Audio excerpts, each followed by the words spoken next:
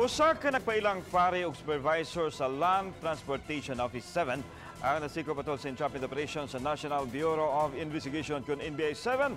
So sa kamol nining dakbayan sa Sugbo kaganinang buntag. Ilambig ito sab siyang tighimo og mga fake driver's license. Atong sayran sa live report di Chona Carion. Chona. Bob, nagtingkagol na karon sa NBI 7 detention cell ang nagpailang pari sa Eastern Catholic human nasikop atol sa usa ka entrapment operation sud sa usa ka mall dinhi sa Cebu City.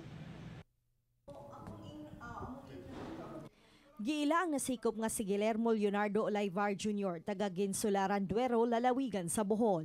Nasikop siya pinaagi sa entrapment operation sud sa usa ka mall.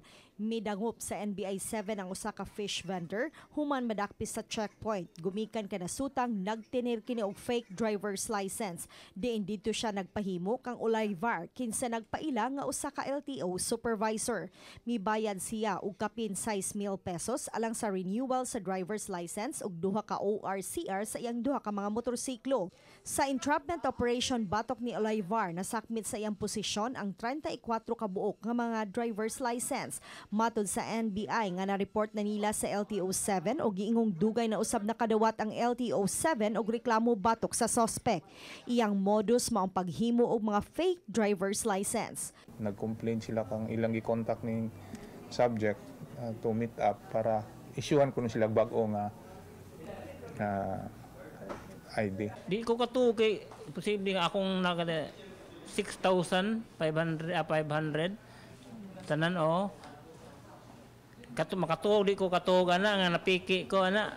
Hugot nga gimakak ni Olaivar ang pasangil. Ako may ginag na ako kung ginagimo doon. Di ko kayo mo yun ana. Tungan ko dahil sa kupasok tingin. Asa kong dapita di pagama ko. So ikasulti kayo magutang-utang lusot mo kayo. Yes lan ang mga nasakmit nga 34 ka mga driver's license giturn over na sa NBI dito sa LTO 7 karon lang yung hapon for verification gikatakdang pasaka ng suspect ug mga adlaw. Lan? Salamat, Chona Carion.